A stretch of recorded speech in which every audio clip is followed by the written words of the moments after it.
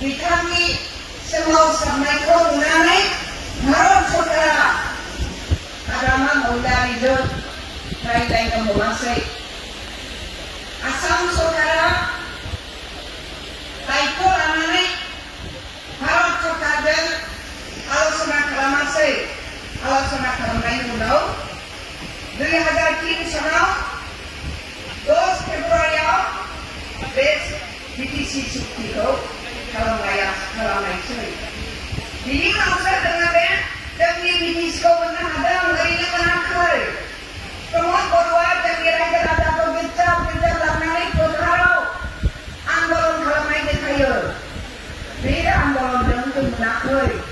सिगाङाव जोङो बिदि खालामदोंमोन। बिदि खालामनाय सत्त्वेआवबो जोंनि सोमावसारनायखौ गनायाखैमोन आसाम सरकाराबो, भारत सरकाराबो गनायाखैमोन। नाथाय जोंनि सोमावसारनायखौ अबथिरा नस्थ' खालामनो थाखाय बिजौखौ सेबस'नानै बे जायगायावनो जोंखौ दलद थानाय बायदि जोंखौ सिगि सग' बायदिसिना हाथियारजों जोंखौ नासयदोंमोन। हालेवबाय थानाय जोंनि आबादारिफोरखौ दुब्लियाव थांनानै गावथारदोंमोन। हौवा फिसाफ्रा बायहेरायाव ओंखारनो हायामोन, लामायाव ओंखारनो हायाखैमोन। आं बायदों बिफां बिलाइया मावनो रोङाखैमोन बारबाबो। बेबायदि अबस्थायाव हाग्रामा महिलारिया जोंनि सारा बर' जाथिखौ दैदेननानै आन्दलनखौ दैदेनदोंमोन। जोंनि लिडारा अबथिरा जोंखौ गारनानै थांनायखाय हाग्रामाया बे दायित्वखौ लानो गोनां जादोंमोन आरो बिथांनि नाजानायावसो जों बिटिसिखौ मोनदों। बे प्रमद बर'आ पुलिस लालायलायनानै PSO लालायलायनानै जोंजों थाफानाय पुलिसखौ मा होननानै बुङो? PSO होननानै बुङो। सरकारनि बेरेखा आन्दलन खालामनायाव सोरबा लिडारा PSO लायो नामा? एस्कर्ट लायो नामा? होमबाथ' सरकारजों बिस्रा माने बुजा-बुजि दंलायलायो। नों आन्दलन खालामनानै देखाय होननानै बुंदों फोरमायो। मेगन थादों हाग्रामा महिलारिखौ आसामनि सारा मानसियानो मोनथिगौ, फोथायो, मोजां मोनो। बिथांनि दैदेननायखौ सारा आसामनि लिडारफ्रा मोजां मोनो। सत्य खोथा, हाग्रामाया ओरैनो लिडार जायाखै, ओरैनो सिट जायाखै। रायजो राजासो खालामदों।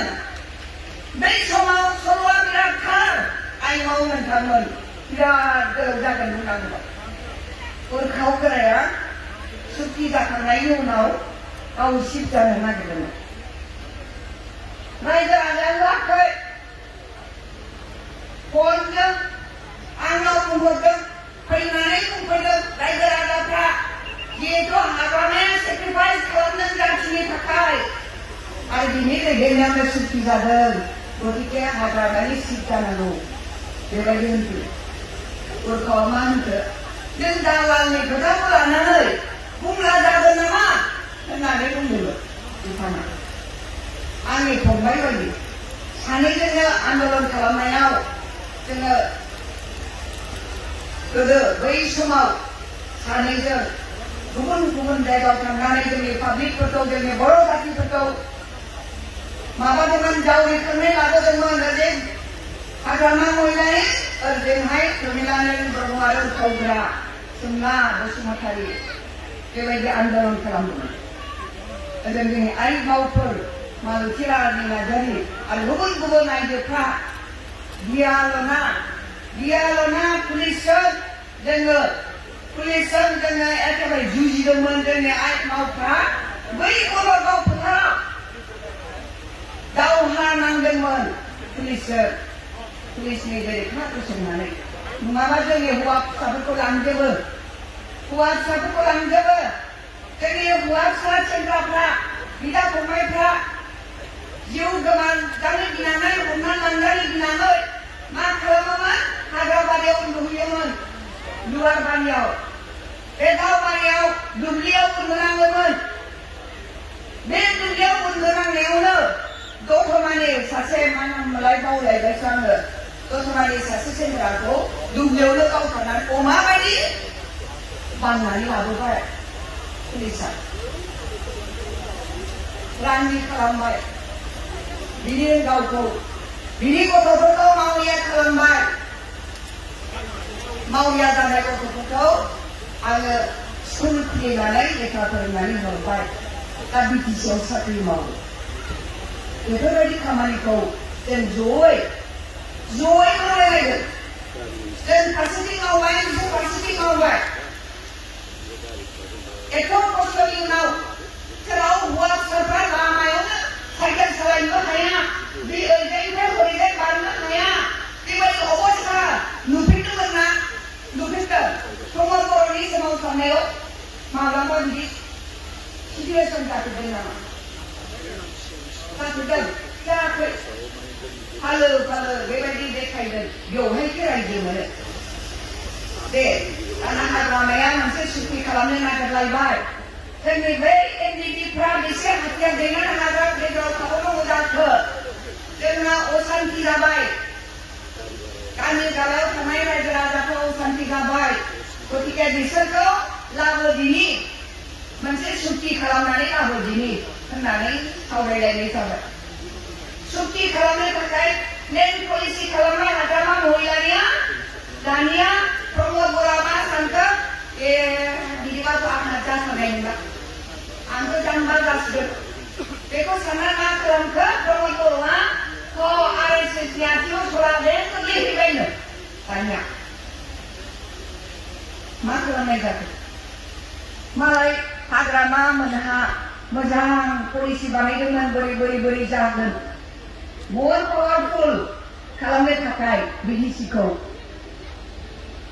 दानि दा जोंहा जे पावार दं बिनिफ्राय बांसिन पावार मोननो थाखाय सक्ति थाखा फैसा लाबोनो थाखाय प्लेन पलिसि खालामनायाव प्रमद बर'आ बारस'नानै दाना सुक्तिखौ खालामनानै नायबाय हाग्रामानो देखायाखिसै एनडिडिनि सेंग्राफोरनोबो लिडारफोरनोबो जेबो देखायाखिसै प्रमद बर'आ खाथिङै सरकारजों रायज्लायनानै बिटिआर होननानै सुक्ति मोनसे दाबाय बिटिआर होननानै सुक्ति मोनसे दाबाय आंबो सानदोंमोनलाय हाबाब मोजां जाथारबाय होनबालाय इउटिसि इउनियन टेरिटरि होननानै इउटि मोनसिगोन होननानै बिसोरो आंनाव खारलायलांनानै माने स्टेटमेन्ट लाहैबाय हनै दङ बिसोरो साংবাদিকफ्रा बारा गैया दिनै थांनो दङ आंखौ जि रोंनांगौबाय बिसोरो इउटिसि मोनबायनो जोंना इउटि जाबायनो होननानै गोदौलायबाय आंबो बा इउटि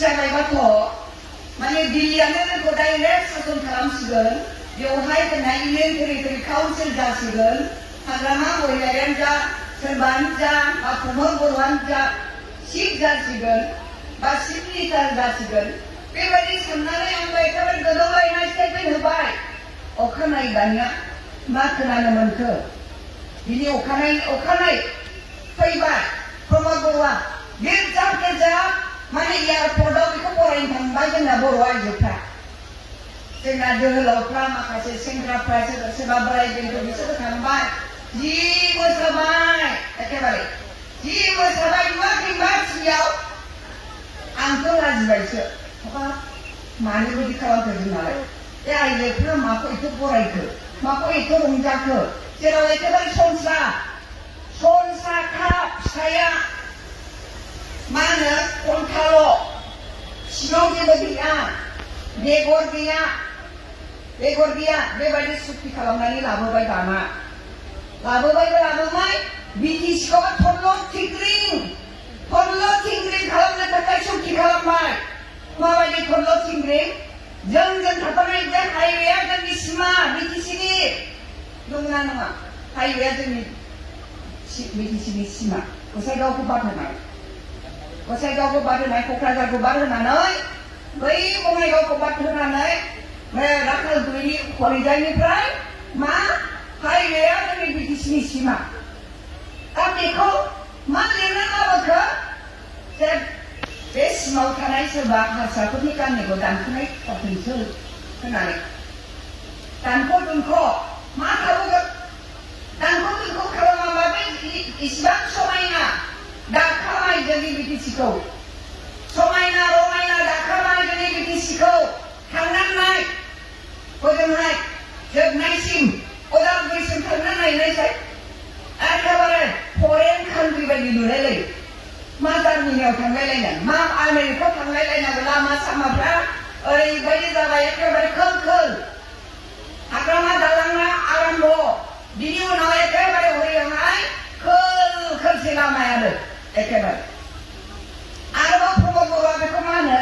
नुवाखै बियो नुवाखै दालांखौबो नुवाखै बियो हाग्रामा दालांखौ नुवाखै लाजियाबा बेजोंनो गावहा केम्पेइन खालामनो बे बाक्सायाव थाङो बाक्सायाव मोननै समस्तियाव गाखोदों बियो मोननै समस्तियाव गयबारि होननाय तामुलपुर सिदा सादाय तामुलपुर होनबा जों आइ मावफ्रा बुजिगोन गयबारि जेरै देबरगाव होनबा नैबेखौल' देबरगाव होनबा माने एसे गुवार जायो गयबारि समस्तियाव प्रमद बर'आ गसंदों कक्लाबारियावबो गसंदों प्रमद बर'आ हाग्रामायाव मोननै समस्तियाव गसंनायखाय लाजियाबो गावहा माने मोननै समस्तियाव गसंबावबाय मोननै समस्तियाव गसंबाय बियो दाना जों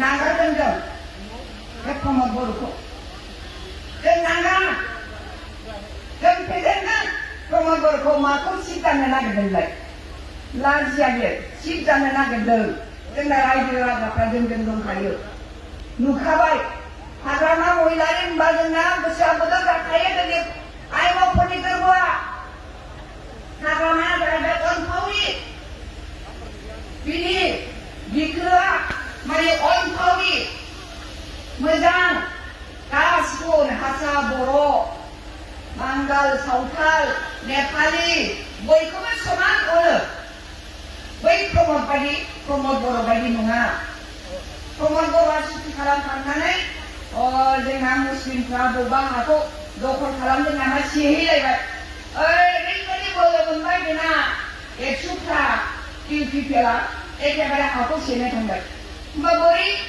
बिसोरो बिटिसि ओनसोलाव इलेक्सन गेलेनानै देरहानांगौ जादों जेरावबोथ' हारसा दंना हारसाफ्रा जोंजोब्बाय दानिया जोंजोब्बाय हारसाफ्रा जोंजोब्बाय नालाय बे प्रमद बर'आ माखौ लानानै देरहाबावनांगौ जोंजोंबोथ' बर' दं दिनै जिबायदि नुबाय देबरगाव समस्तिनि बर'फ्रा गासिबो जोंजोंनो दं बे बुद्धुआ माखौ लानानै देरहानो दाख्लि ब्रह्मपाराव थांनानै एखेबारे बुंलायहैदों हाग्रामा महिलारि हारिब সেইকাৰণে কচুগাঁৱত কি নমিনেশ্যন দিছে बुंलायलायलायो टिभियाव जोंना बे साংबादिकफ्राबो थाङो नालाय एदाव होयो नालाय दानिया एखेबारे माने आरोबाव 1 फुट गोजौ जानानै बुंबायनो हाग्रामाया जेनबाय देबरगाव जेनबाय जायनि थाखाय कचुगाँवाव बियो नमिनेशन होगोन नायदो बुद्धुआ माखौ लानानै देरहायो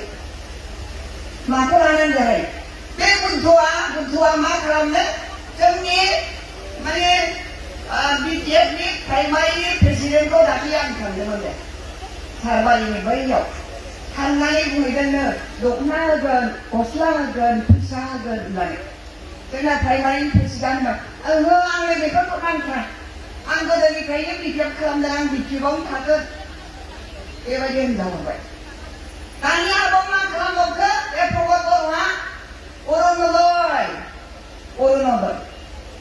अरुणोदयखौ बुजिबाय जों बे इलेक्सन जानायखाय बारा माबाखै इलेक्सन कन्डाक्ट दङखाय बारा बेखौ लायाखै आइ मावफोर नोंथांमोनानो मावनो हागोन अरुणोदयआ जाहैबाय आइजोफ्रा बेनिफिसियारि जानो हायो जाय गोरिब न'खरनि आइजो हिनजाव बियो बेनिफिसियारि जानो हायो बिनि न'खरा थिंनि नङा माबो नङा जेबो गैया बेबायदि न'खरा बेनिफिसियारि जानो बुंदोंनो भुमखायाव थांनानै बुंदों जाहैदों 12 नं भुमखा बे 12 नं भुमखाया जोंनि बिटिसि सृष्टि जानायनि 1 नम्बर मोनसे फुंखा बेवहाय 10 जन आइजोफोरखौ पुलिसफ्रा जिनाहारि खालामदोंमोन बे जिनाहारि खालामनायखौ लानानै जोङो सरकारजों दावहा नांदोंमोन हाइकर्टआव सरकारा जेनदों हाइकर्टआव जोंनि आइ मावफोरनो माने 25,000 थाखा कम्पेनसेसन हिसाबै टेक्स फैसा हिसाबै हरनांदों। भुमखाया 12 नं भुमखानि आइजोफ्रा बे बर' रायजो सृष्टि खालामनायनि आन्दलनाव गिदिर सेक्रिफाइस खालामदों। बेयाव थांनानै बुंहैदों मा बुंहैदों DPF आलायनो मोनालायनो बे अरुणोदयखौ बेसेबां थगाय थसि खालामदों बे प्रमद बर'आ। बय हानांगौ UPPL ना सोरबा MLA दं ना सोरबा अफिसार दं। UPPL नि अफिसार दंबा मोनसे खोथामोन अफिसाराथ' सरकारनि जोंनिसो आंथ' बुजियो नालाय आं दा सरकारनि जानानै दं आं थासेयाव बे UPPL आ माने अरुणोदय मा फर्म राननो हागौ बेयाव बोरै राननो हागौ जों लायनो मोनालायनो गावसोर अननानै होबासो मोनोलायनो लासिंसि बेसेबां थगायबाय बेसेबां थगायनानै जागोन बियो बोरैबा खायदा बायदा थगाय थसि खालामनानै बोरै देरहायोबा थगायनानै सेस खालामगोन नोंनि जाथिखौ नंथारगौ नङा सानदों बे आखाइ खबैफ्रा नङा सानदों दां थगायनो सानदों